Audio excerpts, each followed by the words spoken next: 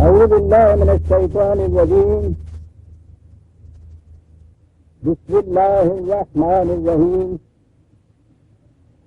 عزیزان من، آج فروری 1975 کی 16 تاریخ ہے اور درس قرآن کریم کا آغاز سورہ النحل کی آیت 53 سے ہو رہا ہے. 16/5-3. آپ کو یاد ہوگا کہ میں نے پچھلے درس میں اور اس کے آخری لمحات میں یہ عرض کیا تھا کہ اب ہمارے سامنے ایک ایسی آیت آتی ہے جو عنوان بنتی ہے اس موضوع کا جو بالخصوص ہمارے اس دور میں بڑی اہمیت اختیار کر چکا ہے، اور وہ موضوع ہے معاشی نظام یا معاشی مسئلہ. میں نے بتایا تھا کہ اس معاشی نظریہ کی جو اس دور میں عام ہو رہا ہے یا کیا جا رہا ہے، اس کی بنیاد مارکس کے تصور پر ہے اور اسے عام طور پر کمیونزم کہا جاتا ہے. اس نے کہا یہ تھا کہ یہ جتنی مصیبتیں، پریشانیاں، الجھنیں دنیا میں نظر آ رہی ہیں، یہ ضروریات زندگی یا رزق کی غلط تقسیم کی بنیادوں پر استوار ہوتی ہیں. اس کی بنیادی وجہ یہ ہے، اس مسئلے کو اگر صحیح طور پر حل کر دیا جائے تو یہ پریشانیاں ختم ہو جائیں گی.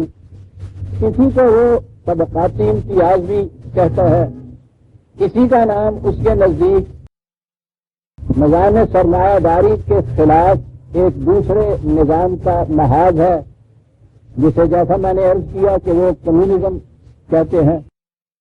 یہ جنگ ہے، یہ ٹکراؤ ہے ان دو نظاموں کے درمیان، دو نظریات کے درمیان، طبقات کے درمیان.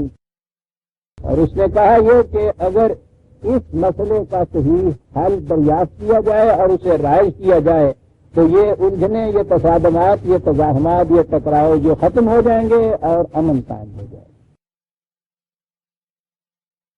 جو کچھ اس نے لکھا اور کہا وہ تو بڑا یقین ہے. بنیادی نظریہ اس کا یہ ہے کہ اصول یہ ہونا چاہیے کہ from each according to his capacity and to each according to his needs. ہر شخص سے اس کی استعداد کے مطابق کام لیا جائے اور اس کی ضروریات کے مطابق اسے دیا جائے. نظریہ بڑا خوشگوار، اطمینان بخش، پسندیدہ،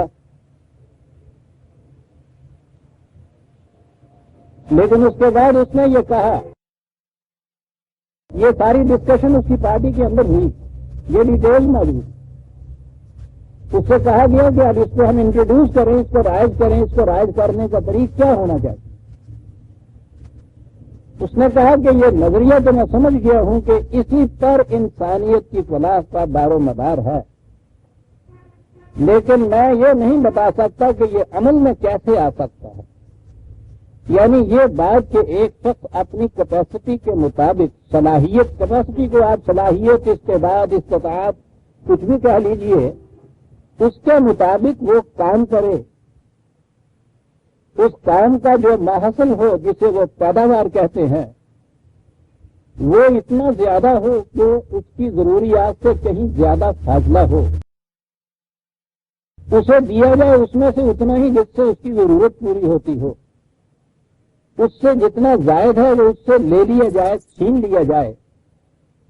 تو اس نے کہا کہ اس کے بعد وہ اتنا کام ہی کیوں کرے گا جو اس سے زائد پیداوار ہو، وہ اتنا ہی کام کرے گا جس سے اس کی ضروریات پوری ہونی ہے. جب اسے اس سے زیادہ کچھ ملنا ہی نہیں تو وہ جان مار کا کام کیوں کرے گا.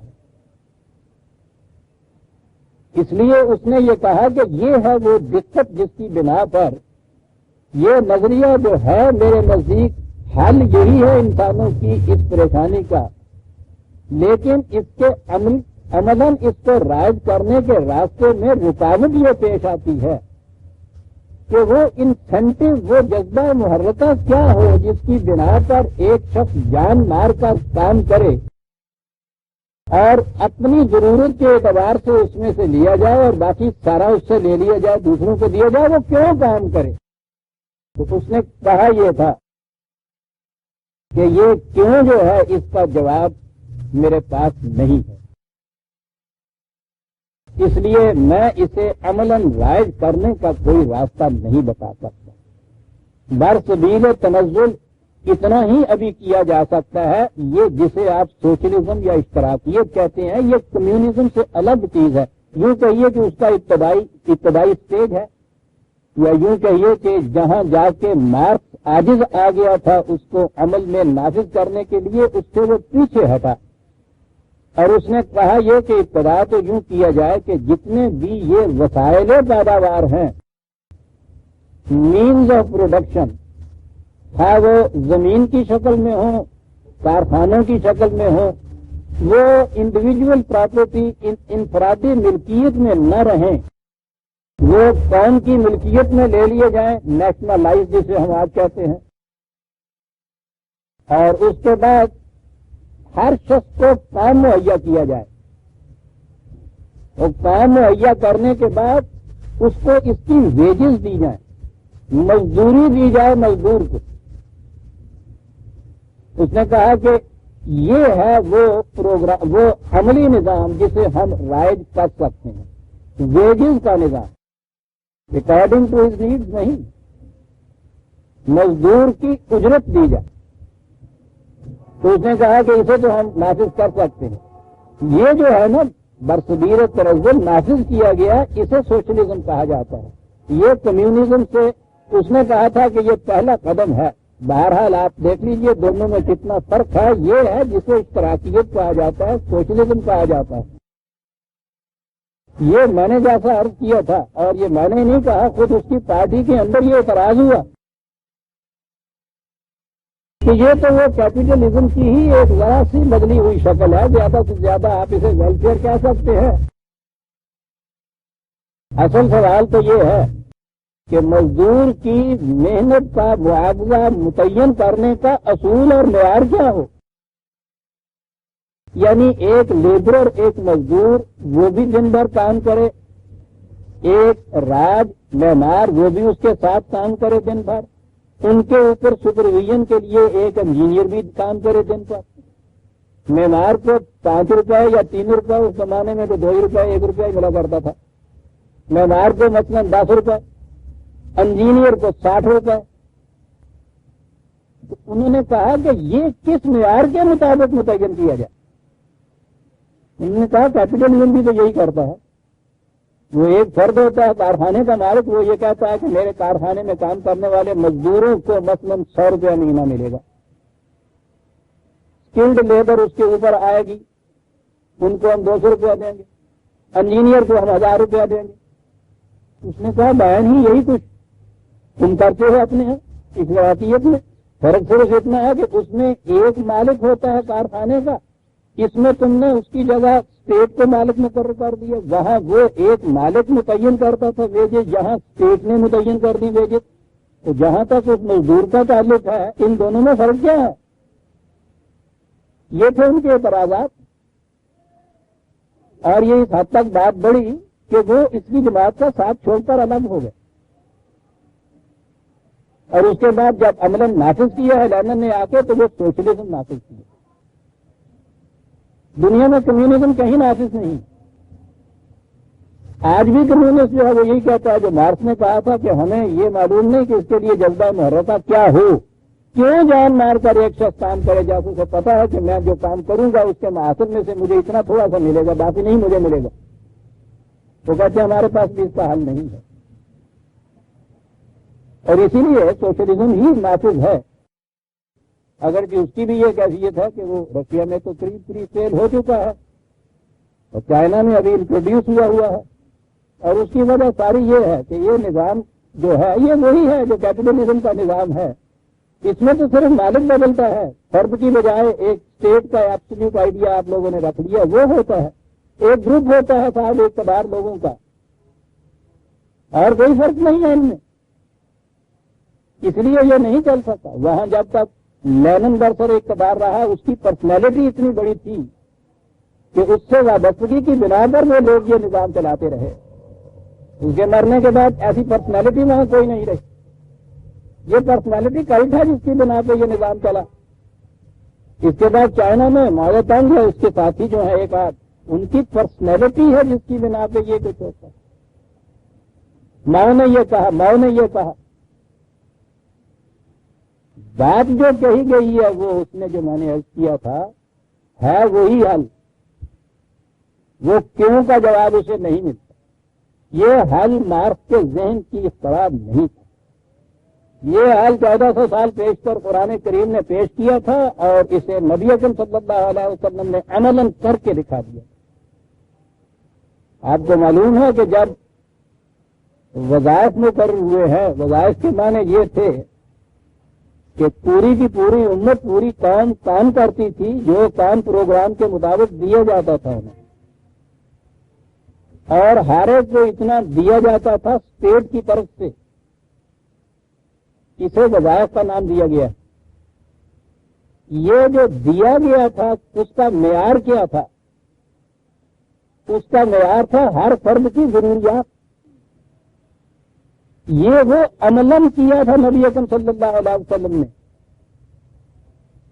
حتیٰ کہ میدان جنگ میں جو مال غنیمت آتا ہے وہ تو ساری فوج کا مشترکہ ہوتا ہے، اس میں بھی تقسیم کا یہ اصول تھا کہ جو مجرد ہوتا تھا، شادی شدہ نہیں ہوتا تھا، اس کا حصہ کم ہوتا تھا، اور شادی شدہ اور بال بچوں والا جو تھا اس میں بھی حصہ اس کی ضرورت کے مطابق ہوتا تھا۔ وظائف متعین اس اصول پہ کیے گئے تھے کہ ساری امت کے افراد کام کریں اس پروگرام کے مطابق جو وہ نظام چاک آؤٹ کرے، اور ہر ایک کی ضروریات کے مطابق اسے وظیفہ دیا جائے، اسٹیٹ کی طرف سے یہ چیز اس کو دی جائے۔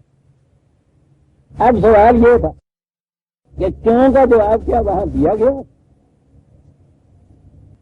یہی بنیاد ہے اس سارے مسئلے کی۔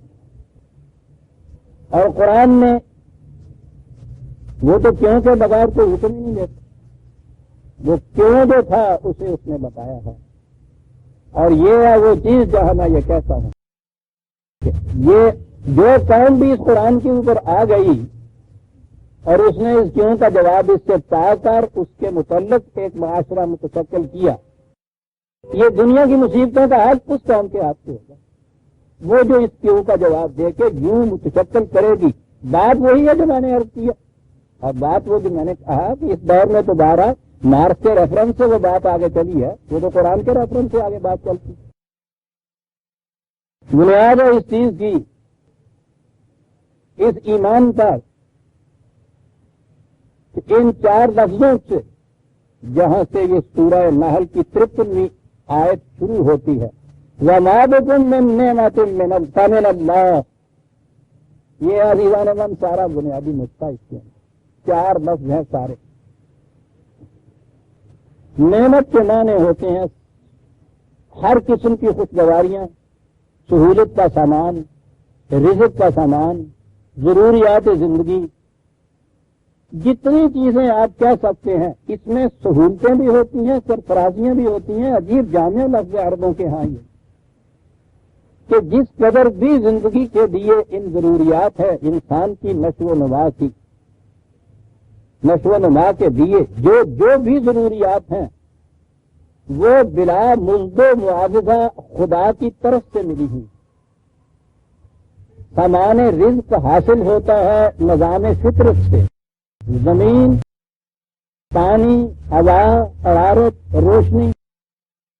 کہتا ہے کہ ان میں سے کوئی چیز بھی کسی کی ذاتی ملکیت نہیں ہے، فمن اللہ، یہ تو خدا کی طرف سے ہے۔ بہت اچھا۔ ہوا انسان، وہ کہتا ہے کہ اس کے اندر بھی جتنی صلاحیتیں ہیں وہ صلاحیتیں بھی نہ یہ اس نے کہیں سے خریدی ہیں، نہ یہ کہیں سے اس نے مانگ کے لی ہیں، یہ تو اس کی ہے ہی نہیں، یہ بھی تو خدا ہی کی طرف سے انسان کو ملی ہے۔ انسان کا ذہن، اس کے کام کرنے کی صلاحیتیں، اس کی سوچ، کوئی چیزیں اکوائر یا اچیو کرنے کی استعداد، یہ جتنی استعداد ایک فرد کو حاصل ہے بیسیکلی بنیادی طور پہ وہ کہاں سے اس میں نہیں ہے؟ وہ تو انسانی بچے کو پیدائش کے ساتھ ملتی ہیں. اس میں ڈیولپمنٹ، اس میں گروتھ، اس میں ترقی، یہ ٹھیک ہے کہ جو باہر کا نظام ہے اس کی روح سے ہوتی ہیں. بنیادی طور پر تو یہ ساری چیزیں جتنی بھی ہیں وہ کہتا ہے فمن اللہ، یہ تو اس کی طرف سے ملی ہوئی ہے. تو یہ ذہن جو ہمارا اتنا سوچ رہا ہے کہاں سے حاصل ہوا ہے ہمیں؟ یہ فکر ہماری کا سرچشمہ جو ہے کہاں سے لیا ہے ہم نے اسے؟ یہی تو ہے جہاں آگے فرق پڑتا ہے ایک فرق دوسرے فرق میں. یہ جسے آپ صلاحیتیں کہتے ہیں کام کرنے کی، یہی بنیاد ہے نا اس کے فرق کی کہ وہ زیادہ انٹلیکٹ کا مالک ہے، اس کی سوچ بہت اونچی ہے، یہ جو ہے یہ لوور لیول کے اوپر ہے. میں اس ابھی سوال میں نہیں جاتا کہ یہ جو تفاوت ہے اس تفاوت کی بنیاد کیا ہے، لیکن یہی ہے نا فرق جو آپ کہتے ہیں. اس کے بعد اگلی چیز جو ہے وہ تو حاصل کرنے کی چیز ہے نا. انجینئر نے فن انجینئرنگ جو تھا علم حاصل کیا، اس سے اس کو ان چیزوں کی واقفیت ہوئی. مزدور نے حاصل نہیں یہ کیا، بات آگے پھر وہیں چلی جاتی ہے سرمایہ داری کی. انجینئر کا باپ امیر آدمی تھا، وہ اپنے بیٹے کو بھیج سکا ولایت. مزدور کا باپ غریب آدمی تھا، یہ نہ تعلیم دلا سکا نہ اس کو ولایت بھیج سکا، یہ انجینئر نہیں بن سکا. یہ بھی اس کا قصور نہیں ہے، وہ بھی اس کی کاریگری نہیں ہے. یہ بات اور طول کھینچ جاتی ہے. لیکن قرآن یہ کہتا ہے کہ یہ جو منبع ہے، سر چشمہ ہے صلاحیتوں کا، جیسے انسانی فکر اور دماغ اور یہ صلاحیتیں آپ کہتے ہیں، یہ جو بیسیکلی اس کے اندر صلاحیت ہے اس چیز کے اخذ کرنے کی، یہ کہاں سے لی ہے اس نے؟ بنیاد یہ ہے وَمَا بِكُم مِّن نِّعْمَةٍ فَمِنَ اللَّهِ. یہ ہے یہ پہلی چیز فَمِنَ اللَّهِ. یہیں سے ایک بات میں واضح کرتا جاؤں. یہ کمیونسٹ سے سوال کیجئے تو وہ کہتے ہیں کہ صاحب یہ تو بہرحال آپ کا ایمان ہے نا، فیتھ جس کو آپ کہتے ہیں انگریزی میں. تو یہ تو فیتھ کے اوپر ایک بات مبنی آپ نے کر دی، تو بنیاد آپ نے فیتھ پہ رکھی. ہم تو نہیں اسے مانتے. سمجھا یوں جاتا ہے کہ واقعی یہ فیتھ مذہب پرستوں کی بات ہے، ان کے ہاں نہیں ہے. ذرا غور کیجیے، ایک مذہب پرست کا یا ایک مسلمان کا فیتھ ہے کہ خدا ہے، خدا کی طرف سے وحی ملی، وحی نے یہ اقدار دی، یہ اصول دیے، یہ قوانین دیے جنہیں ہم یہ تسلیم کرتے ہیں، اور ان کو تسلیم کرنے کے بعد ہم ایک گروپ سے بلانگ کرتے ہیں، ایک امت کے فرد بنتے ہیں. یہ بنیاد جو ہے اسے فیتھ کہتے ہیں. میں پوچھتا یہ ہوں کہ کمیونسٹ بننے کے لیے بھی اس فیتھ کی ضرورت ہے یا نہیں؟ فیتھ اور فیتھ میں فرق ہے. ان کے ہاں کی بنیاد یہ ہے کہ خدا کوئی نہیں، وہی نہیں ہے، مستقل اقدار کوئی نہیں، مستقل قوانین کوئی نہیں ہے. یہ نہیں ہے. یہ جو ماننا ہے کہ یہ نہیں ہے، یہ فیتھ نہیں ہے.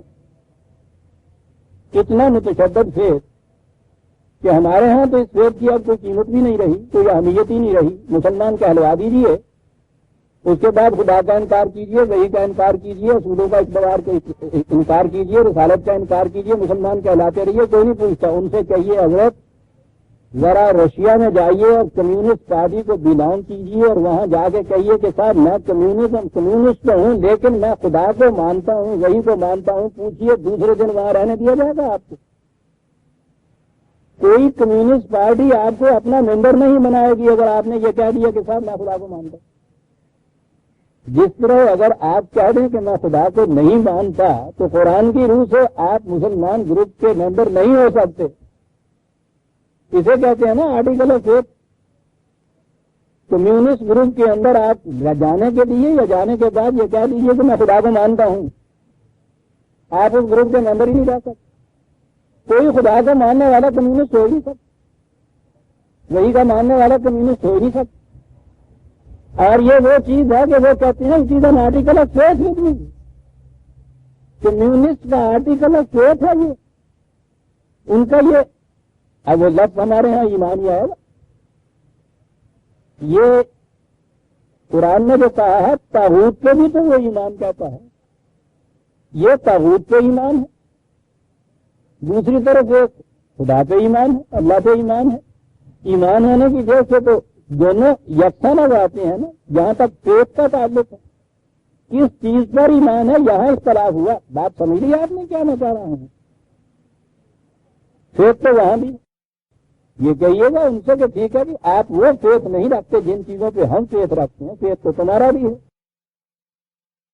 لہذا یہاں کبھی ہمیں اپالوجیٹک ایٹیٹیوڈ نہیں اختیار کرنا چاہیے، مایوسی انداز نہیں ہونا چاہیے کہ وہ یہ آسا ٹھیک ہے جی ہم تو مذہب پرست ہیں جی ہم تو مانیں گے جی اب کیا کریں، ہم مسلمان کے گھر میں جو پیدا ہوگا مصیبت ہے ہمارے لیے، تو مصیبت کیا ہے؟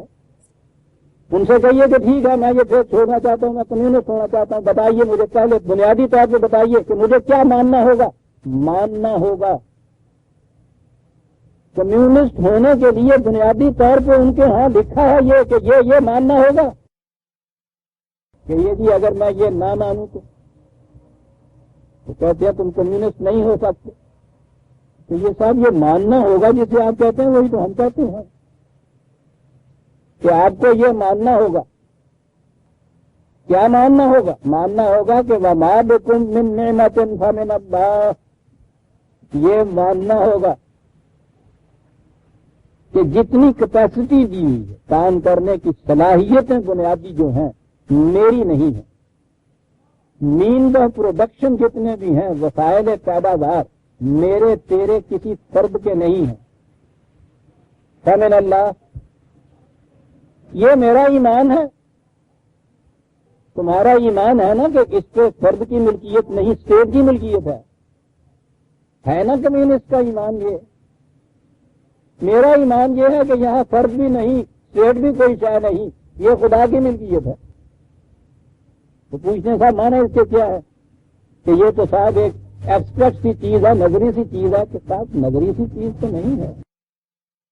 اسٹیٹ کی ملکیت کے معنی یہ ہے نا کہ جو بھی وہ قوانین بنائے اس ملکیت سے فائدہ اٹھانے کے لیے اس کو حق حاصل ہے یہ قوانین بنانے کا، کیونکہ یہ اس کی ملکیت ہے۔ اور ہم یہ کہتے ہیں کہ صاحب یہ خدا کی ملکیت ہے، اس لیے اس کو حق حاصل ہے کہ اس ملکیت سے فائدہ اٹھانے کے لیے جو قوانین چاہے بنا۔ انہی قوانین کو ہم وہی کہتے ہیں۔ اسٹیٹ کے قوانین جو ہیں ان کا ماننا آپ کے نزدیک وہ تو کوئی فیتھ نہیں ہے، کوئی بری بات نہیں ہے، نہایت معقول بات ہے۔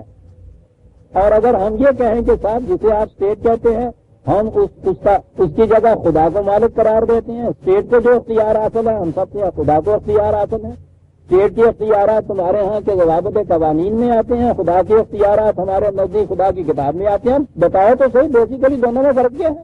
ہمیں متون کرتے ہو اور آپ بڑے ریشنلسٹ بنتے ہو۔ ہمارے ہاں بات سمجھی ہوئی نہیں، اسی لیے کچھ جھینپے ہوئے تھے، شرمندہ ہوئے تھے کہ ہاں صاحب ٹھیک ہے جی ہم یہ مانتے ہیں جی ٹھیک ہے جی یہ تو مانتے ہوئے تو ان سے کہو کہ فرق کیا ہے تمہارے ماننے ہمارے ماننے میں؟ بات الگ ہے کہ تم کیا مانتے ہو ہم کیا مانتے ہیں۔ میں نے بتایا آپ کو ایک ایک قدم کے اوپر آپ دیکھیں گے کہ وہ وہی کچھ وہ کرتے ہیں۔ بنیاد یہ ہے تم یہاں تک صرف جاتے ہو کہ وسائل پیداوار پر ملکیت اسٹیٹ کی ہے، چلیے صاحب اسٹیٹ کو یہ اختیار ہے وہ قوانین بنائے، بہت اچھا صاحب کہ یہ نظریہ اور یہ ایمان رکھنے کے باوجود آپ وہ جو خود تمہارے ہاں کے مارکس کا دیا ہوا بنیادی اصول ہے اسے تو قابل عمل نہیں قرار آپ دیتے نا۔ یہ سارا کچھ ماننے کے باوجود آپ کہتے ہیں کہ اس پہ ہم عمل نہیں کر سکتے کیونکہ جذبہ محرکہ ہمارے پاس نہیں ہے، اور ہم اتنا ماننے کے بعد اگلا قدم یہ دیتے ہیں جذبہ محرکہ تو جہاں سے پیدا ہوا یہ ٹھیک ہے، خدا نے یہ کہا کہ الارض للہ بھی ہے، وسائل پیداوار خدا کے ہیں، وہ تو باہر تک کی دنیا کا اس نے یہ معاملہ کیا۔ یہ جو ہے وَمَا بِكُم مِّن نِّعْمَةٍ فَمِنَ اللَّهِ، میرے اندر جو صلاحیتیں ہیں اتنی کہ میں زائد کے مقابلے میں زیادہ پیدا کر سکتا ہوں، میری یہ زائد صلاحیت جو ہے یہ بھی میری نہیں ہے، خدا کی عطا کردہ ہے، جس طرح زمین میری نہیں ہے خدا کی عطا کردہ ہے۔ یہ ہے ایمان ہمارا۔ تمہارا ایمان وہاں تک ختم ہو گیا کہ اسٹیٹ کی ملکیت میں آیا، تم نے خود اعتراض کیا کہ وہ تو کیپٹلزم کی ایک بدلی ہوئی ذرا شکل ہے. ہمارا ایمان یہ ہے، آپ دیکھیے کہ جہاں نہ کیپیٹلزم رہتا نہ تمہارے وہاں کی سوشلزم رہتی ہے. یہ اس سے بہت آگے چلی جاتی ہے بات. زمین بھی خدا کی، میرے اندر زمین سے پیدا کرنے کی صلاحیتیں جو دی ہوئی ہیں وہ بھی اس کی دی ہوئی ہیں. نہ میں اس کا مالک ہوں نہ میں ان کا مالک ہوں. اس میں میرا کیا ہے؟ عزیزان اللہ، مجھے افسوس یہ ہے کہ نہ تو آپ آباد کے سامنے قرآن کے نسخے ہوتے ہیں، نہ ہی آپ ان کے کچھ نوٹس رکھتے ہیں. کچھ لیے چلے جائیے، اگر کام کی کچھ باتیں آ جاتی ہیں. پتہ ہے زندگی کتنی ہے، دوبارہ یہ وقت آنے ہیں یا نہیں آنے. یہ صلاحیتیں بیسیکلی یہ میری نہیں، یہ وسائل پیداوار یہ میرے نہیں ہیں. فرد کا کیا ہے؟ میں اس وسائل پیداوار پہ خدا کی دی ہوئی صلاحیتوں کے مطابق جا کے کام کرتا ہوں، محنت کرتا ہوں، دوسرا نہیں کرتا. یہ ہے فرق.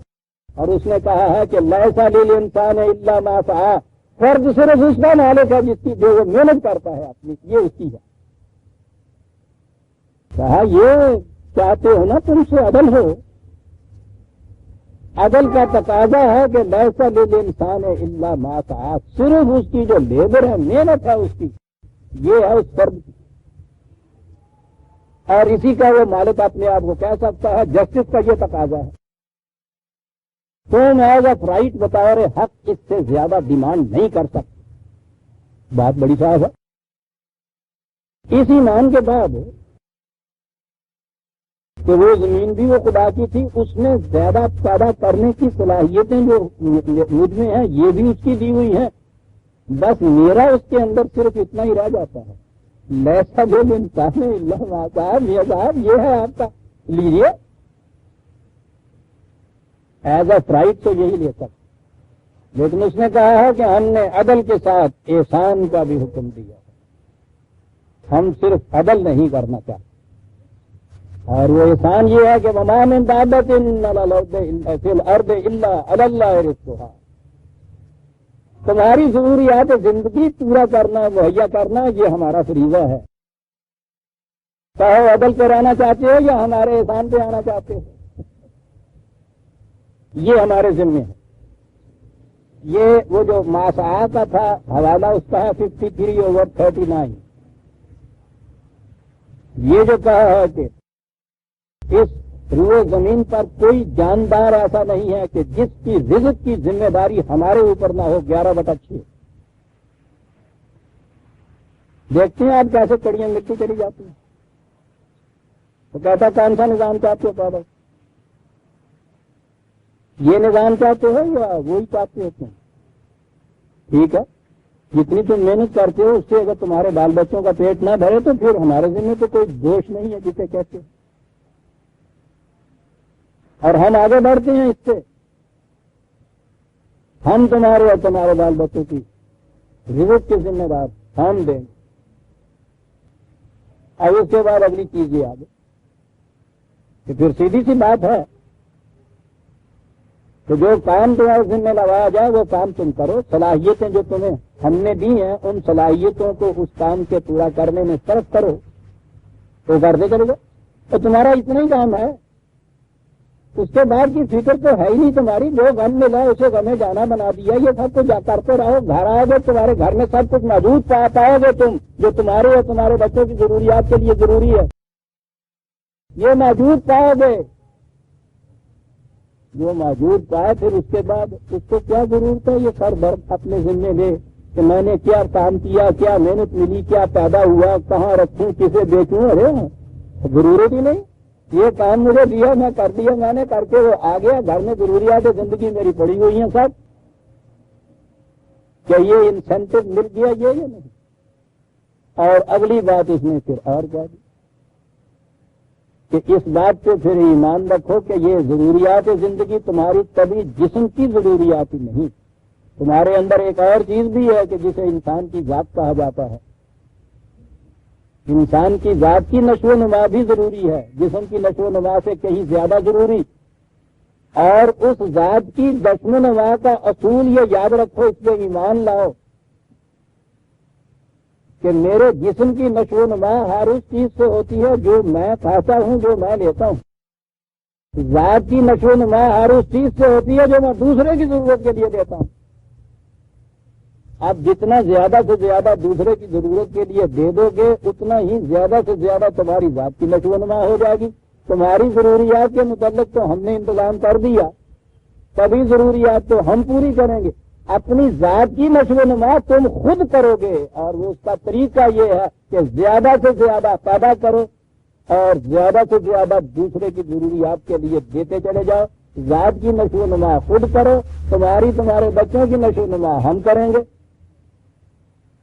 کہیے عزیزان من, وہ انسینٹو, وہ جذبہ محرکہ جو معاذ تو نہیں مل سکا تھا, جس کی وجہ سے اس نے کہہ دیا تھا, اور یہ میں سمجھتا ہوں اس کی دیانت کا تقاضا جو اس نے کہہ دیا, اعتراف کر دیا اتنے بڑے آدمی نے کہ میں نہیں یہ کر سکتا, اور یہ واقعہ تھا کہ نہیں کر سکا. یہ تھا وہ ایمان جس کی بنیادوں کے اوپر یہ معاشی نظام استوار ہوا تھا. یہ تھا وہ ایمان جس کی بنیاد کے اوپر جب وظائف ملے ہیں, اور اس ذات کو جو کم ملا ہے, کم اس اعتبار سے اگر اس کی کوانٹٹی ماپی جائے, اور ساتھ والا جو تھا بال بچوں والا اس کا زیادہ ملا ہے. کم والے نے یہ نہیں کیا کہ پھر باقی عمر جو ہے وہ کہا کہ میں تو پھر 2 ہی گھنٹے کام کروں گا, مجھے کیا ضرورت پڑی ہے سارا دن جان مارتا. پھر وہ بھی اسی طرح جان مارتا تھا جس طرح یہ جان مارتا تھا, کیونکہ اس جان مارنے کے عوض میں جو کچھ پیدا ہو رہا تھا, جو زیادہ سے زیادہ دوسرے کو دیا جا رہا تھا, اس سے ان کی اپنی ذات کی نشو و نما ہوتی. قرآن نے یہ کہا ہے کہ یاد رکھو, زیادہ سے زیادہ جو دوسروں کو دینا ہے یہ تثبیت نفس تمہاری اس سے ہو جاتی ہے. Integration of your own self. لفظ بھی تثبیت کا عزیزان من, صدات سے جو لفظ نکلتا ہے, کہ کہا کہ یہ ہے جذبہ محرک. یہ ہے جی آیت 53 جہاں سے آج کا درس شروع ہوتا ہے. اور یہ ایسا مسئلہ تھا کہ وہ دور جانے کی ضرورت ہی نہیں اس نے رکھی. اسی میں آیت 71 نکال لیجیے, 71. آیت 70 میں تو بات یہاں سے یوں چلی آ رہی ہے کہ واللہ خلقکم ثم یتوفاکم ومنکم من یرد الی ارذل العمر لکی لا یعلم بعد علم شیء ان اللہ علیم قدیر. کہا کہ ذرا اپنے گھر کے نقشے کے اوپر ایک نگاہ دوڑائیے. آج ایک بچہ پیدا ہوتا ہے تمہارے ہاں, ظاہر ہے کہ وہ کچھ کمانے کے قابل نہیں ہے, تو کیا تمہارا اصول یہ ہے کہ جو کمائے گا اسی کو اتنا ہی وہی ملے گا, جو نہیں کمائے گا اس کو کچھ نہیں ملے گا؟ تو یہ بچہ تو پہلے دن ہی مار دینا چاہیے تھا, وہ تو کما ہی نہیں سکتا. تو کہا کیا کرتے ہو تم؟ کرتے ہو ان کو ضرورت, گھر والے بھوکا رہتے ہو اس کے لیے دودھ کا انتظام کرتے ہو. تمہاری اپنی ضروریات سب پسے پوش تم ڈال لیتے ہو, جو کچھ نہیں کما رہا اس کی ضرورت سب سے پہلے پوری کرتے ہو. کہا کہ کہو نا, وہ اصول لاؤ نا کہ صاحب یہ ٹھیک ہے, جو محنت کرے گا اس کو اتنا ہی ملے گا. یہ پرورش کی ذمہ داری تم نے اپنے اوپر دے رکھی ہے نا اس بچے کی, تو ساری توجہات کا مرکوز یہ نقطہ ہو جاتا ہے نا کہ اس کی پرورش ہم نے کرنی ہے. یہ سوال تو نہیں پیدا ہوتا کہ یہ کماتا کیا ہے, کماتا ہی کچھ نہیں. کہتا درمیان کی عمر ایسی آتی ہے کہ اس میں ٹھیک ہے تم بہت کماتے ہو, بہت زیادہ کماتے ہو, ہوتا ہے یہ کچھ بھی. اور پھر بڑھاپے کی عمر آ جاتی ہے, اس کے بعد پھر کمانے کی صلاحیتیں اس کے بعد کم ہو جاتی ہیں. تو پھر کیا ہوتا ہے اس بوڑھے باپ کے متعلق؟ اس کی ضروریات پوری کرتے ہو یا پھر وہ یورو والوں کی طرح سے اس کو دھکا دے دیتے ہو کہ جاؤ وہاں جا کے پور ہاؤس میں دن بسر کرو اپنی. والدین نے احساناً کیا کہا تھا کہ جتنی کمی آ گئی ہے ان کی, اس کمی کو پورا کرو. یہ کمانے والے افراد کے اوپر دونوں ذمہ داریاں عائد ہوتی ہیں یا نہیں؟ کہ وہ جو کما کے لائے پہلے اس بچے کی ذمہ داری پرورش کی پوری کرو جو کچھ نہیں کما رہا, پھر ان بوڑھوں کی ذمہ داری پوری کرو جو کم کمانے کے قابل رہ گئے ہیں اب, اور یہ زیادہ سے زیادہ محنت کرے. جتنی یہ ذمہ داریاں بڑھتی ہیں اتنے زیادہ کام کرتے ہو یا نہیں؟ اچھا باپ اسی کو کہیں گے نا کہ جو ذمہ داریوں کی نسبت سے زیادہ محنت کرے.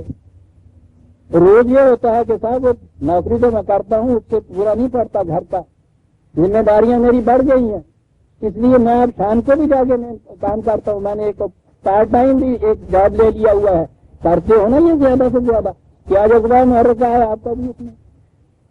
یہی چیز کہ میری ذمہ داریاں جو ہیں ان کو پورا کرنے کے لیے مجھے زیادہ سے زیادہ کام کرنا چاہیے. اور اس میں سے پھر یہ بھی تو ہے نا کم از کم خود لیتے ہو، زیادہ سے زیادہ دوسرے کو دیتے.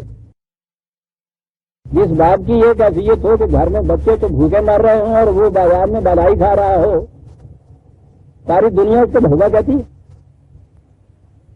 ربوبیت کا تقاضا یہ تو نہیں ہے نا تم اپنے ہاں یہ یعنی آپ دیکھیے کہ کہاں سے بات وہ شروع کی ہے اس نے کہ یہ نقشہ ہے نا تمہارے ہاں کا.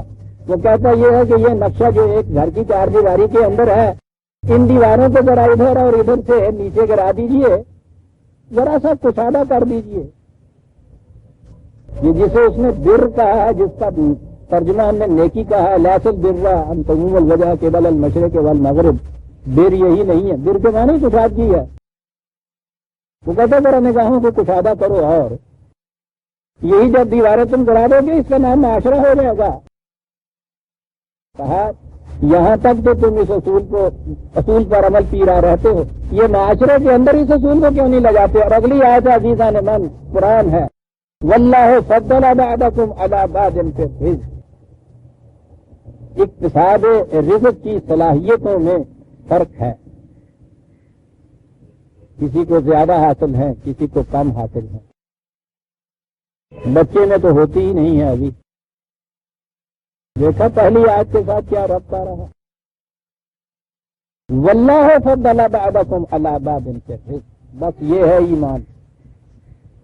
یہ جو صلاحیتیں ہیں جن کا تم فرق دیکھ رہے ہو، واللہ فضل، یہ خدا کی ادا کردہ ہے صاحب. یہ اور آگے پھر وہ بات کہی ہے، کہنے کا انداز کیا ہے؟ کہنے لگے یہ سب کچھ تم نے سمجھ لیا، اپنے ہاں کرتے بھی یہ ہو تم گھر کے اندر. یہ بھی تمہیں ماننا پڑے گا کہ یہ جو صلاحیتیں ہیں یہ اقتصاد رزق کی بنیادی طور پر یہ تمہاری نے خدا کی دی ہوئی ہے. اور آگیا فَمَلَّذِينَ فُضِّلُوا بِرَادِّ رِزْقِهِمْ عَلَىٰ مَا مَلَكَتْ أَيْمَانُهُمْ فَهُمْ فِيهِ سَوَاءٌ. کہتا کہ پھر یہ کیوں نہیں تم یہ کیوں نہیں کرتے کہ جن کو زیادہ صلاحیت حاصل ہے اقتصاد رزق کی پیدا کرنے کی، وہ جو زائدہ ضرورت ہے،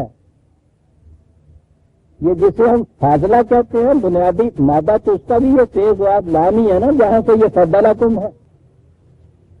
یہ جو اس میں سے فاضلہ تمہارے پاس آ گیا، زائدہ ضرورت آ گیا ہے، تم اسے اپنے ماتحت کام کرنے والوں کی طرف لوٹا نہیں دیتے. یہاں ایک لفظ عزیزان من برادی قرآن ہے. یہ جو چیز ہے کہ جو تم سے زائدہ ضرورت ہے، اس بنا پر کہ تمہیں خدا نے زائد صلاحیت دی ہے کمانے کی، اس کی وجہ سے جو زائدہ ضرورت تمہارے پاس آیا ہے، اب ہمارے ہاں تصور یہ ہوگا کہ یہ دوسرے کو دینا خیرات ہے، بخشش ہے. عربی زبان میں بھی کہتے تو عطیہ ہی کہہ دیتے اور کچھ نہیں. وہ کہتا ہے برادی، برادی کے معنی ہوتا ہے جس کی کوئی چیز ہے اس کو جا کے دے دینا، لوٹا دینا. یہ تمہاری ایک عمارت میرے پاس رکھی ہوئی تھی، یہ لے لو نہیں آپ برادی. اللہ لا رہا ہے یہ خدا کا کلام جو تمہارے ماتحت کام کرتے ہیں. یہی ہے نا انجینئر میں اور لیبر میں فرق. وہ کہتا ہے کہ یہ جو ہے تمہاری زائد کیپیسٹی سے تم اتنا زیادہ حاصل کرتے ہو، تو تم ان کو لوٹا کے نہیں دیتے، یہ تمہارا نہیں ہے، یہ تو سب ان کا ہے، یہ سب کرتا تھا تمہارا. کیوں نہیں لوٹاتے؟ کہتا یہ ہے جذبہ تمہارے دل میں، فہم فی یہ سوائن کے ساتھ یہ اس طرح سے تو ہم اور یہ سب برابر ہو گئے. اچھا یہ ہے جذبہ تمہارے اندر کہ یہ تو میرا تھا اور یہ تو جتنا ہی ہے جو یہ کماتے ہیں، اس لیے یہ میں اگر ان کو دے دوں تو یہ تو ہم برابر ہو گئے. سنیے عزیزان من، پہلے وہ آج کے 4 لفظ ہم نے دیکھ لیے نا کہ جو کچھ بھی نعمت ہے خدا کی، جو تمہارے پاس وہ خدا کی عطا کردہ ہے. کہتا یہ تصور کہ یہ زائد جو ہے ہم ان کو دے دیں جو کم کما رہے ہیں، جنہیں کم استعداد یا صلاحیت حاصل ہے. کہتا یہ اس لیے کہ اصحاب نعمت اللہ ہے یجحدون، کیا تم اس بات سے پھر انکار کرتے ہو اور اس بات پہ اصرار کرتے ہو کہ جو نعمت حاصل ہے تمہیں یہ تمہاری یا خدا کی طرف سے نہیں ہے؟ کہا کہ پھر ٹکراؤ تمہارا اس بات پہ ہے نا. یہ جو تمہارے دل میں یہ خیال پیدا ہوا کہ اس طرح زائد دینے سے تو ہم یکساں ہو جائیں گے، مساوی ہو جائیں گے، تو اس کے معنی یہ ہوا کہ جو چیز خدا کی طرف سے تمہیں ملی ہوئی ہے اسے بھی تم اپنی ملکیت تصور کرتے ہو. کیا یہ چیز جو ہے ان نعمتوں کا خدا کی طرف سے ہونے سے انکار کرتے ہو؟ بلکہ انکار کی بجائے بھی یہ یجحدون کا لفظ یہ ہے کیفیت تمہاری. اس لیے یہ تمہارے دل میں خیال پیدا ہوا نا کہ ہم زیادہ ضرورت کیوں لے دیں. کہا کہ اس کے تمہارے یہ ہے کہ تمہارا یہ جو تھا پہلا بنیادی ایمان فمن اللہ، یہ خدا کی طرف سے ہے، اس سے انکار کر رہے ہو تم.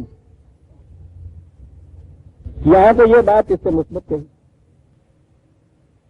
قرآن کریم نے اسی لیے مال کے متعلق جہاں وسائل رزق کے متعلق اس نے یہ چیز کہی ہے کہ وہ خدا کے ہی دیے ہوئے ہیں، تمہاری اپنی ذاتی ملکیت نہیں ہو سکتے. یہ مال و دولت کے متعلق بھی اس نے یہی چیز کہی ہے، اس لیے کہ وہ یہ جو چیزیں ہیں وسائل رزق اور اس میں سے رزق پیدا کرنے کی صلاحیت جو دی ہوئی ہے، جس کو نعمت کہہ کے اس نے پکارا ہے، وہ تو فمن اللہ جب ہو جائے گا تو اس میں سے جو پیداوار ہوگی اسے بھی تو آپ فمن اللہ ہی کہیں گے. وہ کہتا یہ ہے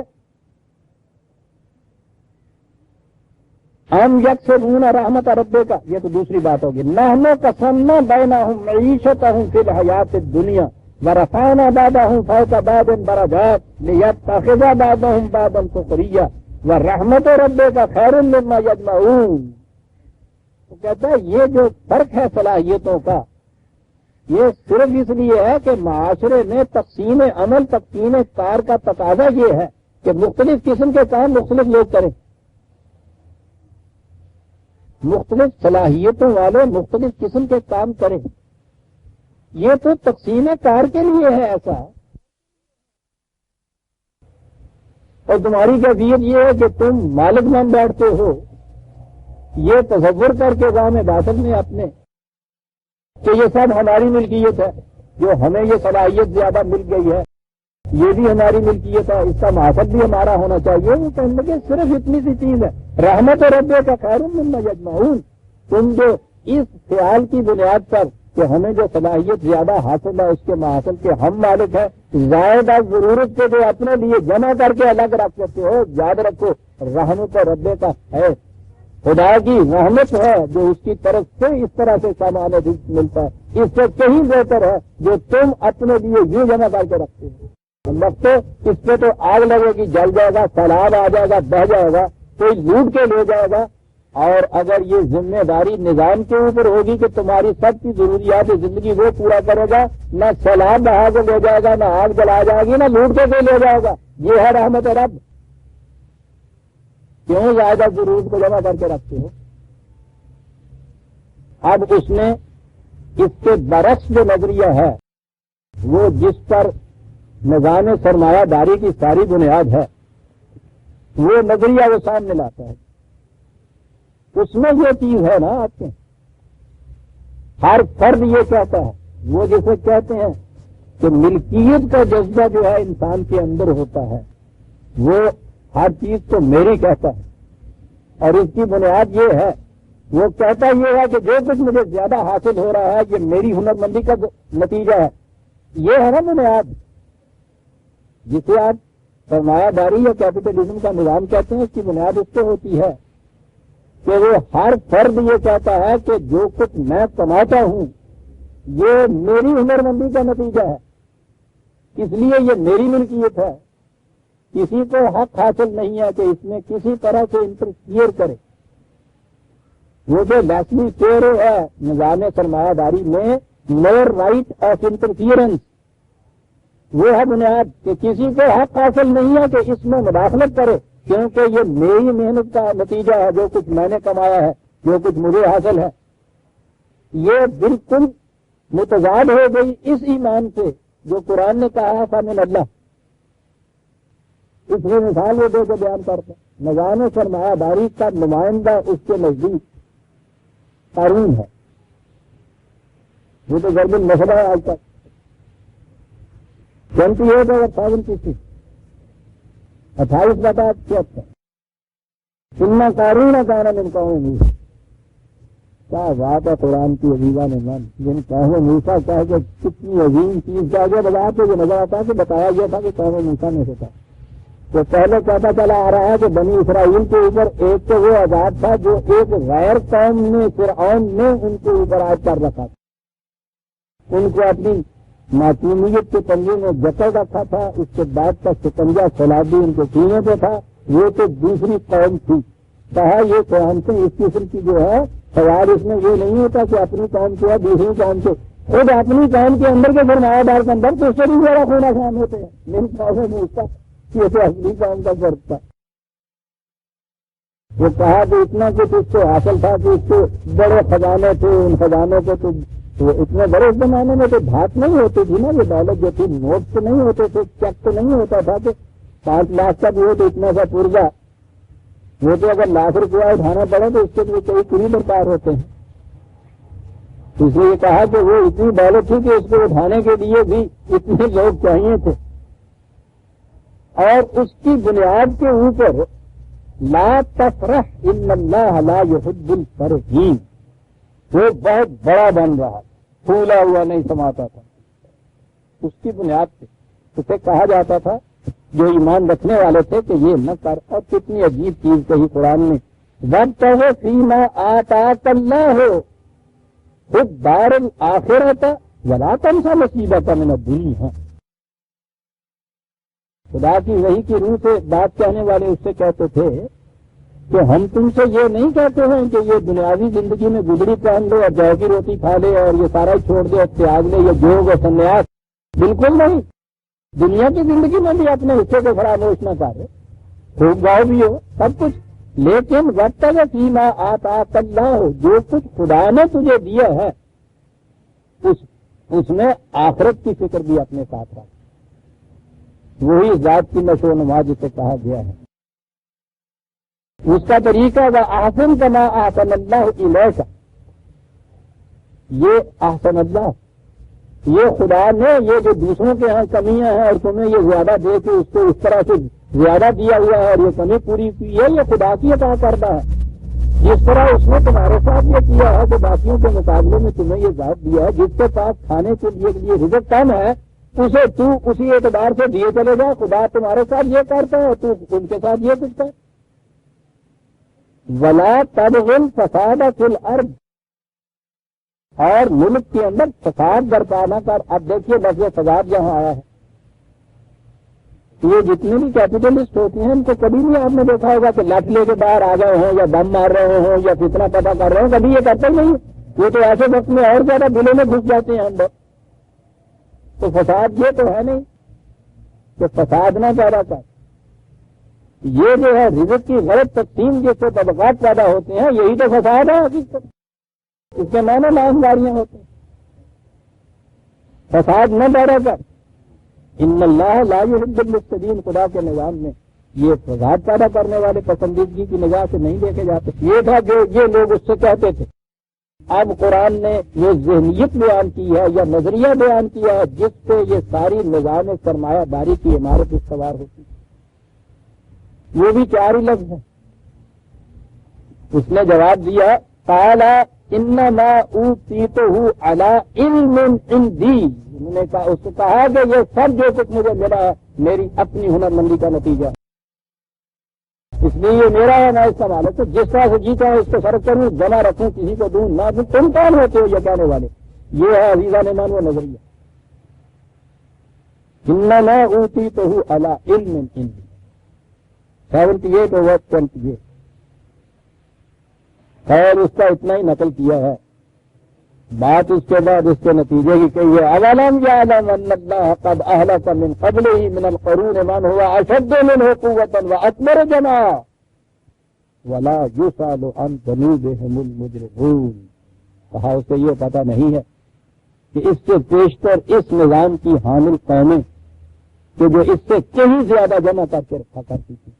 کیپیٹلسٹ وہی جمع ہے قرآن کا اکثر جمع اشد قوت اکثر جمع توتی بڑی تھی اور ان لوگوں نے جمع کر رکھا تھا، پوچھو نہیں کتنا تھا، اسے پتا نہیں ہے کہ اسی فساد کی وجہ سے کس طرح سے تباہ ہو کے رہ گئی وہ قوم، یہ اس کے مقابلے میں ہے کیا؟ یہ وہ ذہنیت تھی جو قرآن نے ایک طرف نظام سرمایہ داری کے متعلق بیان کیا، اسے ادھر سے تو اسے ختم کر دیا، وَمَا بِكُم مِّن نِّعْمَةٍ فَمِنَ اللَّهِ، وہ کٹا۔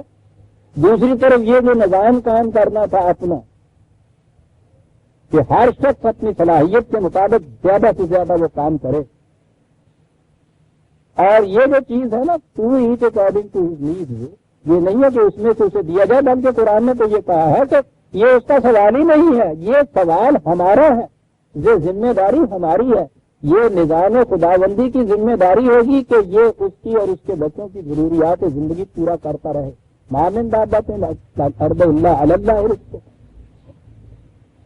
یعنی آپ نے دیکھا ہے کہ قرآن ان 2-4 آیتوں کے اندر کس طرح سے بات واضح کر دیا کہ نظام سرمایہ داری کی تو جڑ کاٹ کے رکھتی ہے اس کی، وہ ذہنیت جس میں وہ کہنے والا ہے کہ جو کچھ مجھے ملا ہے میری ہنرمندی کا نتیجہ ہے، اور ادھر سے یہ چیز کہ ان کو جو جذبہ محرکہ نہیں ملتا کہ کیوں ایک شخص جان مار کر کام کرے جب اسے پتا ہے کہ اس میں سے مجھے کم از کم ملنا ہے، زیادہ جو فاصلہ ہے دوسروں کے پاس چلے جانا ہے، وہ کیوں ایسا کرے؟ اس کیوں کا جواب یہ دیا قرآن نے۔ یہ ہے جسے وہ کہتے ہیں کہ صاحب تو یہ تو پھر آپ پیٹ کے اوپر بات کر رہے ہیں، میں نے اب کیا ہے ابھی آپ سے کہ یہ ساری باتیں ہی فیص میں ہیں۔ قارون نے جو کہا ہے یا قارون جس طبقے یا نظام کی نمائندگی کر رہا ہے ان کا ایمان ہے نا کہ ہمیں جو کچھ ملا ہے علی علم عندی ملتا ہے، ہماری ہنرمندی کا نتیجہ ہے۔ آج بھی آپ جب ان کے ہاں کی جو کیپٹلزم کے مدافعت میں یا اس کے حق میں جو بھی وہاں سے خیالات اور کتابیں ملتی ہیں آپ ان میں پڑھیے، بنیاد اس پہ ہوتی ہے۔ نو رائٹ آف انٹرفیئرنس جو ان کے ہاں کا مقولہ ہے اس کی بنیاد اس پہ ہے کہ یہ ہر شخص کو اس کی اپنی ہنرمندی کے روح سے ملتا ہے، کسی کو کیا کھانا اس میں سے چھین دے گا لے لو، یہ ان کا ایمان ہے۔ دوسری طرف ان کا یہ ایمان ہے کہ انسان کی زندگی یہ تبھی زندگی ہے، اس کے بعد نہ خدا نہ اس کے قوانین نہ اس کی طرف سے کوئی وحی، نہ یہ چیز کہ یہ خدا کی ادا کردہ ہے، یہ ان کا ایمان ہے کہ خدا کی ادا کردہ نہیں، خدا کی ادا کردہ نہیں ہے تو پھر تو یہ اس کی اپنی ہی، جب اس کی اپنی ہے تو تم کون ہوتے انٹرفیئر کرنے والے؟ تو کہتے ہیں جی اسٹیٹ کو بھی حق حاصل ہے، اسٹیٹ کا تو میں نے تجزیہ انالیسس کر کے رکھ دیا تھا پچھلی کنونشن میں، میرا خطاب اسے ضرور پڑھیے گا، وہ بڑا ہی اہم خطاب ہے، فرض یا مملکت۔ میں نے اس میں بتایا یہ ہے کہ خدا کا انکار کرنے کے بعد ان کو ضرورت تھی کہ کوئی ایسا خدا یا معبود بنایا جائے جس کے نام سے کوئی قوانین نافذ کیے جائے، لوگ ورنہ مانیں گے نہیں۔ انہوں نے واہمہ میں ایک تصور دیا ہے اسٹیٹ کا، وہ اسٹیٹ کہیں ایگزسٹ نہیں کرتی، یہی ارباب اقتدار ہی کا نام ہوتا ہے۔ یہ دوسری طرف جو انہوں نے یہ کہا کہ ہمیں حق حاصل ہے کہ جو کچھ بھی ایک شخص اپنی محنت سے کماتا ہے اس میں وہ جو جتنا کچھ ہے وہ اسٹیٹ کی ملکیت میں جاتا ہے۔ اس نے کہا کہ یہ نہ تو یہ زمین اسٹیٹ میں پیدا کی تھی جو اس کی ملکیت میں چلی جائے، نہ ان افراد کو یہ صلاحیت اسٹیٹ میں دی ہوئی ہے جو ان کے اوپر بھی اس کا حق حاصل ہو۔ یہ ایک وہمہ کیوں تم کہتے خدا کیوں نہیں کہتے؟ آپ کہیں گے فرق کیا ہے؟ بڑا فرق ہے عزیزان من۔ اسٹیٹ کہنے میں آخر میں جب آپ جائیں گے تو چند ارباب اقتدار آپ کے یہاں آئیں گے نا جو وہاں بیٹھے ہوئے قانون بناتے ہیں، جب خدا کہیں گے تو وہ بھی بیچ میں سے نکل جائیں گے عزیزان من۔ ایمان تو تینوں جگہ عزیزان من آیا، نظام سرمایہ داری میں بھی بنیاد ایمان تو ہوئی، اور وہ بنیاد ہوئی کہ انما اوتیتہ علی علم عندی، یہ اس کا ایمان، نظام سرمایہ داری کا ایمان۔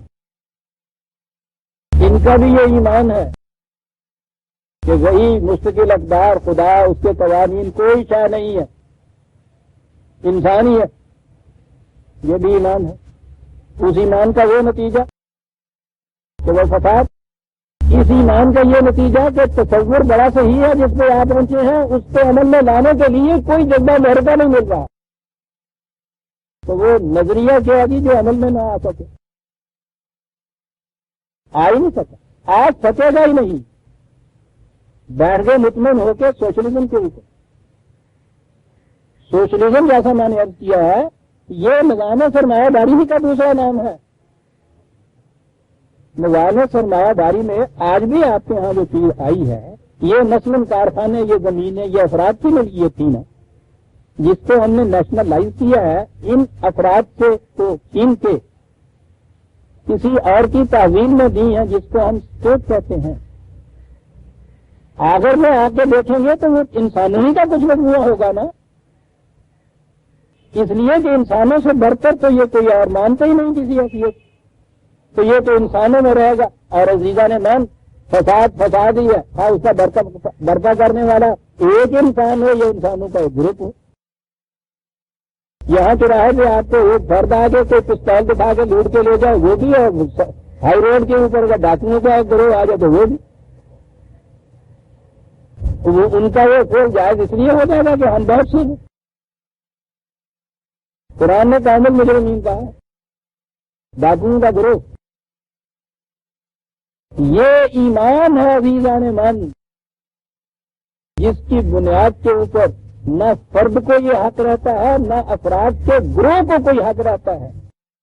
وہ ان کے اوپر بھی وہ خدا ہوتا ہے، ان کے اوپر بھی وہ خدا ہوتا ہے، بالفاظ دیگر ان کا بھی یہ ایمان ہوتا ہے، ان کا بھی ہوتا ہے، اور اس میں تو ان اور ان میں فرق ہی کوئی نہیں ہوتا، امرہم شورا بینہم ہوتا ہے۔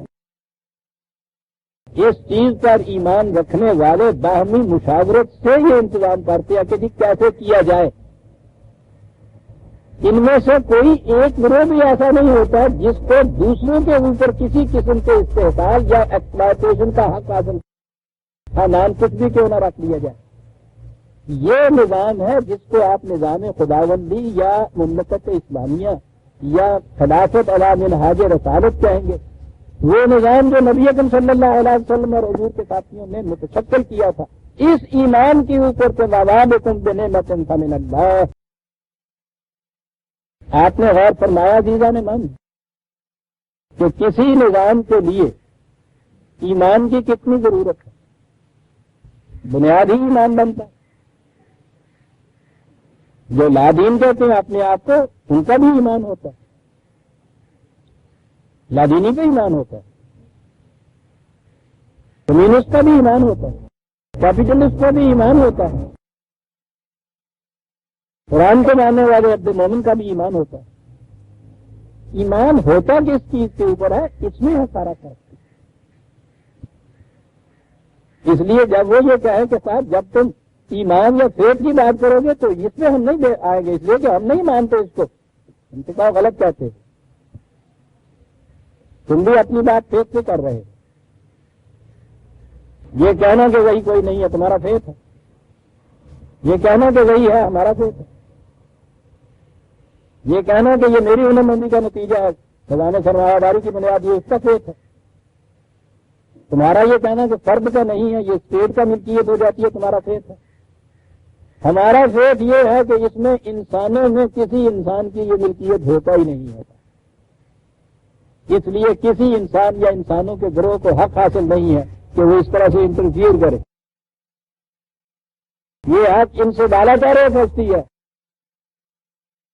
اور وہ اس لیے اس کے اوپر ہمارا ایمان ہے کہ یہ عطا کردہ واقعی اس کا ہے۔ اسٹیٹ عطا نہیں کر سکتی کسی فرد کو اس کی صلاحیتیں، یا زمین نہیں بنا سکتی۔ ان سے کہو نا پاپولیشن بہت بڑھ رہی ہے صاحب، اس زمین کی اب کیپیسٹی کم کر ہو گئی ہے، ان سے کہیے کہ بہت اچھا صاحب کسی قسم کا قرہ ورد کار بنا لیجیے صاحب، اسے تو تم کہہ سکو کہ اسٹیٹ کی ملکیت ہے یا فرد کی ملکیت ہے، خدا کی بنائی ہوئی زمین کے اوپر تم نہیں یہ کہہ سکتے۔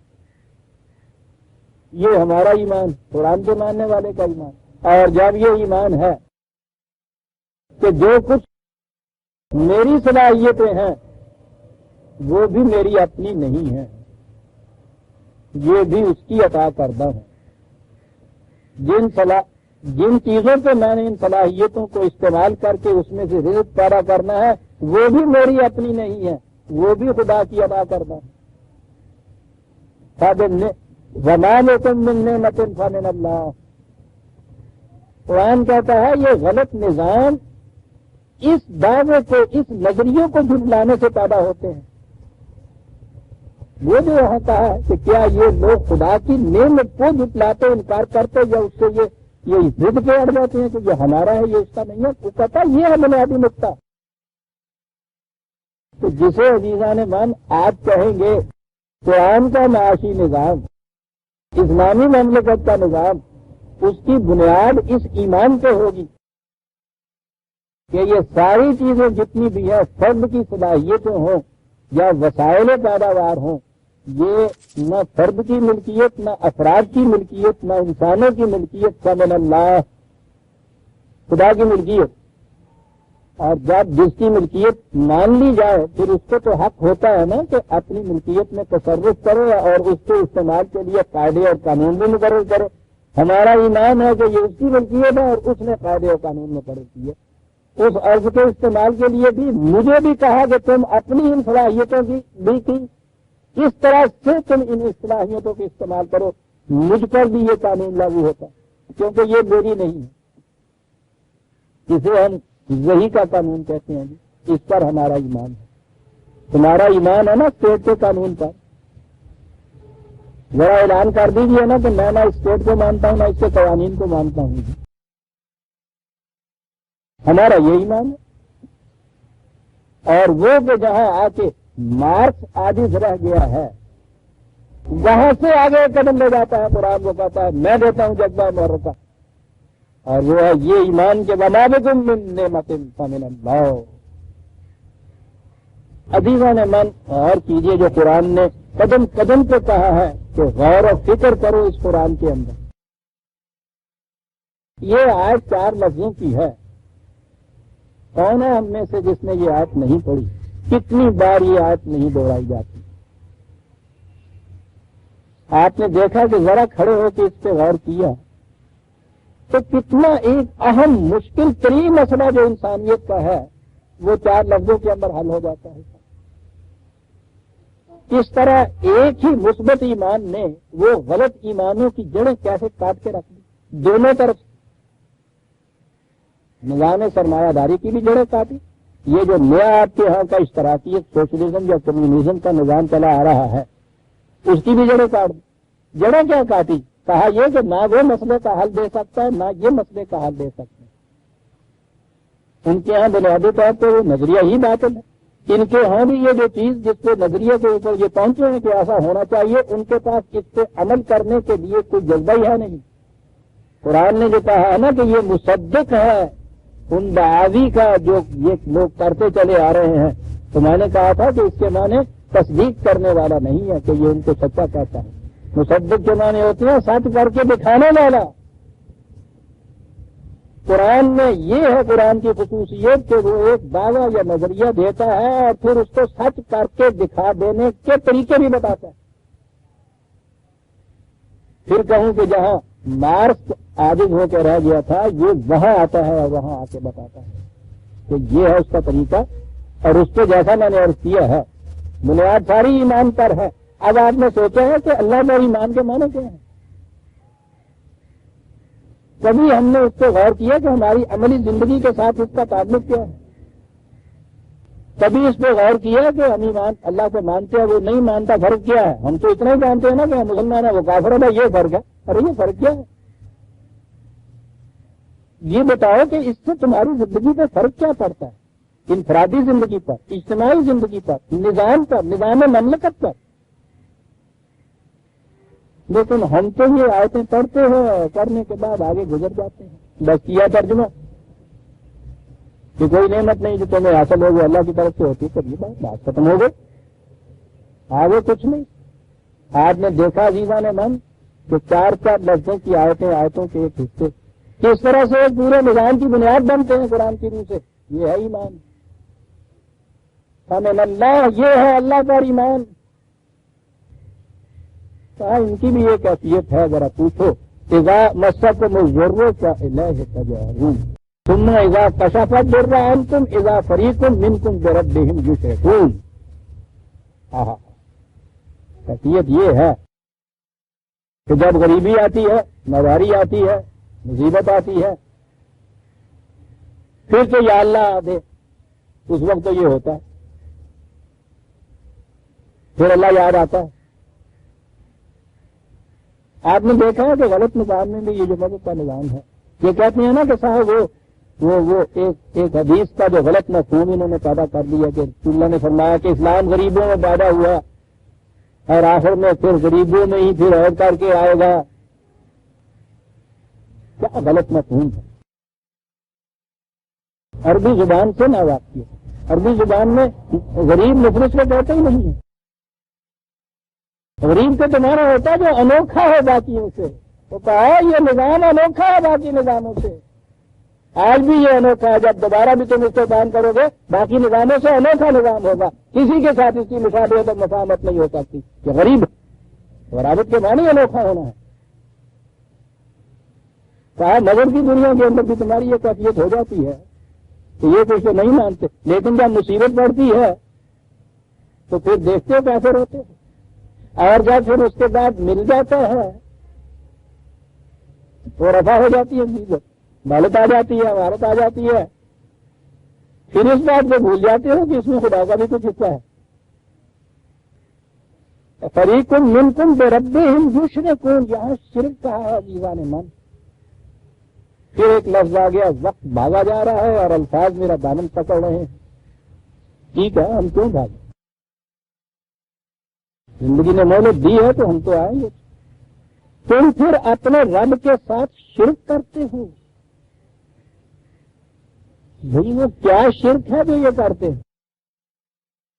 کہتا شرک یہ ہے یہ لیکفروا بما آتیناہم، جو کچھ خدا نے یہ دیا تھا اس سے کہتے ہیں، انکار کرتے ہیں کہ یہ خدا نے نہیں دیا ہوا، یہ میری ملکیت، جو اس نے دیا تھا کفر کے معنی چھپا کے رکھنا ہوتا ہے، انکار کرنا ہوتا ہے۔ بما آتیناہم، وہ تھا نا فمن اللہ، یہ تھا نا خدا کی ایمان توحید، یہ تھا کہ مانا جائے خالصتاً خدا کی عطیہ ہے، میری صلاحیت ہے، یہ وسائل ہے۔ اور اس کے بعد جب یہ ملا تمہیں، مصیبت دور ہوئی، تو پھر تم اس کے ساتھ شرک کرنے لگے۔ ابھی یہ جرات تمہاری نہیں ہوئی ہے کہ کھلے بندوں خدا سے انکار ہی کر دو، مسلمان بن کے رہنا تو ضروری ہے نا۔ شرک اس کے ساتھ یہ کہ خدا کو مان بھی رہے ہیں، اس کی نماز بھی پڑھ رہے ہیں، اور شرک یہ ہے کہ یہ جو کچھ مجھے ملا ہے علی علم عندی، یہ میری اپنی ہنر مندی کا نتیجہ، لے یکفروا بما آتیناہم، تاکہ تم اس کو دبا کے چھپا کے رکھ سکو، آتیناہم، جو ہم نے دیا ہے۔ واہ واہ واہ واہ، کہا ٹھیک ہے، اس نظام سے ہم جانتے ہیں کہ تم کہتے ہو کہ صاحب دولت حاصل ہے، یہ سب کچھ مجھے میسر ہے، ختم ہوتا ہوں، ٹھیک ہے، مفاد عادلہ ہے، اس سے کچھ فائدے ہیں، حاصل کر لیجئے۔ فسوف تعلمون، دیر نہیں لگے گی، بہت جلد اس نظام کے نتائج تمہارے سامنے آ جائیں گے، اس کا کیا نتیجہ ہوا کرتا ہے۔ فسوف تعلمون، یہ ہے شرک عزیزان من۔ یہ چیز سمجھنا کہ یہ جو کچھ مجھے حاصل ہو رہا ہے آتیناہم نہیں ہے، اس کا دیا ہوا نہیں، بلکہ یہ میری ہنرمندی کے عذاب میں ملا ہے۔ یہ شرک ہے عزیزان من۔ مگر کی دنیا میں تو یہ شرک ہی ہوتا ہے کہ خدا کو مانتے بھی رہتے ہیں، وَمِنَ النَّاسِ مَن يَقُولُ آمَنَّا بِاللَّهِ وَبِالْيَوْمِ الْآخِرِ وَمَا هُم بِمُؤْمِنِينَ۔ دیکھو وہ لوگوں کو صبح شام الحمدللہ مسلمان ہے، اللہ پہ ایمان ہے، آخرت پہ ایمان ہے، وَمَا هُم بِمُؤْمِنِينَ۔ اب اگلا درجہ تو پھر ایک تو ایرانیت کفر کا آ جائے گا، اصطلاح میں جیسے ہم بولتے ہیں نان مسلم جسے ہم کہتے ہیں کہ جی وہ روس والوں نے اور چین والوں نے اور سوشلسٹ جو ہے انہوں نے تو انکار ہی کر دیا خدا کا، ٹھیک ہے جی۔ اور ایک بین ہے believer in God unite together, یہ یورپ کے سارے سرمایہ داروں کا نعرہ، آؤ خدا میں ایمان رکھنے والے آؤ اکٹھے ہو جاؤ، یعنی اندازہ لگاؤ یہ خدا پہ ایمان رکھنے والے یہ سرمایہ دار یہ ان کے مقابلے میں ہم کہتے ہیں نا کہ نہیں صاحب وہ تو خدا کا انکار ہی کرتے ہیں، بالکل ایتھیسٹ واقعہ ہوا ہے، ان کو ہم خدا پرست کہتے ہیں، ان کو ہم بھی مانتے ہیں خدا ماننے والے، اس لیے کہ ہم وہ ایک ہی جگہ تو ہے، جیسا ہمارا ایمان ہے خدا کا ویسا ہی ان کا ایمان ہے۔ خدا ماننے والے خدا کو خدا ماننے والے، اور جو کچھ مل رہا ہے اس کے متعلق یہ نہیں ہے کہ یہ خدا کی طرف سے دیا ہوا اس کا ہے، اسے اپنی ملکیت سمجھنے والے، یہ شرک ہے عزیزان مان، وہ کفر ہے، یہ شرک ہے۔ اور آج ساری دنیا یا کفر میں مبتلا ہے یا شرک میں مبتلا ہے۔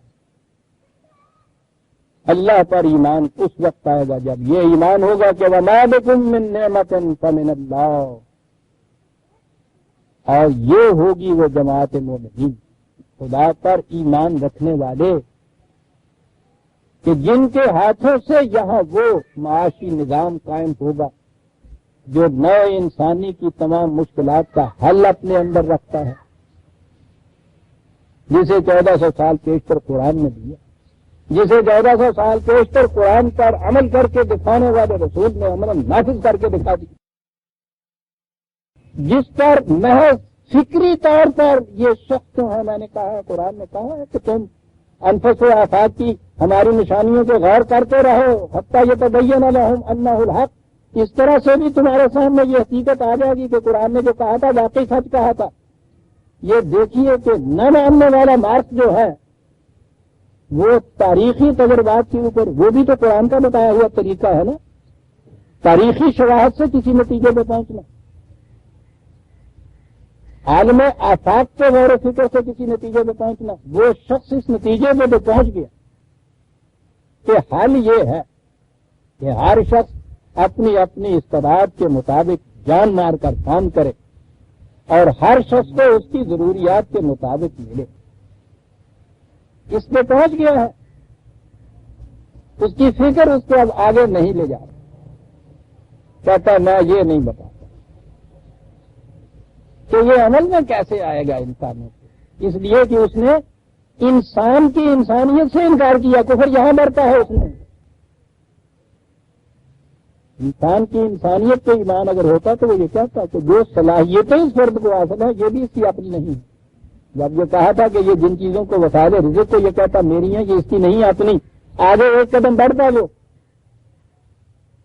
اگر یہ ایمان اس کا آ جاتا فمن اللہ کہ فرد کی صلاحیتیں قائم کرنے کی بھی اس کی اپنی نہیں ہے، وہ اس کا مالک نہیں ہے، یہ خدا سے ہے، اس کو یہ حل مل جاتا ہے جہاں آ کے وہ عاجز ہو گیا عزیزان مان۔ قرآن کی آیت سورہ نحل کی 53 اور 54 آیت تو صرف ہمارے سامنے آئی، آپ نے دیکھا کہ کتنا اہم اور مشکل ترین مسئلہ اور قرآن 4 لفظوں میں کس طرح سے حل کر دے۔ محرم نہیں ہے تو ہی نواح ہے راستہ، یہ ہے اصل کی یہاں، ورنہ جو حجاب ہے پردہ ہے سخت، یہ الفاظ کے پردوں کے اندر جو قرآن حقائق چھپا کے بھیجا ہے، ان سے عزیزان ایمان یوں نہ آگے بڑھ جائیے، یوں نہ گزریے صاحب۔ قرآن کا ایک ایک لفظ ایسا ہے کہ اس پہ کھڑے ہو کے آپ غور و فکر کیجیے۔ قرآن آپ کے انسانوں کے ان دنیا کے مسائل کو حل کرنے کے لیے آیا ہے عزیزان ایمان، اس کے ہر دعوے میں انسان کی کسی نہ کسی مشکل مصیبت اور پریشانی کا حل تو سیدھا آپ کو ملے گا،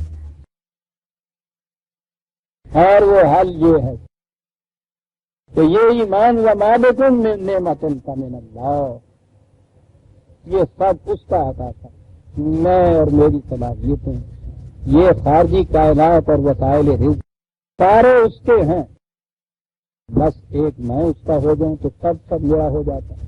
کیا کہہ گیا ہے وہ بڑے حسین انداز میں جو کہا کرتا ہوں کہ عشق میں ایک تم ہمارے ہو، باقی جو کچھ ہے سب تمہارا ہے، یہ سب کچھ اس کا دیا ہوا ہے، وہ اگر تمہارا ہو جاتا ہے تو تم اس کے مالک ہو جاتے ہو، اس اعتبار سے کہ اس کے دیے ہوئے قوانین کے مطابق ان کو صرف میں لائیے۔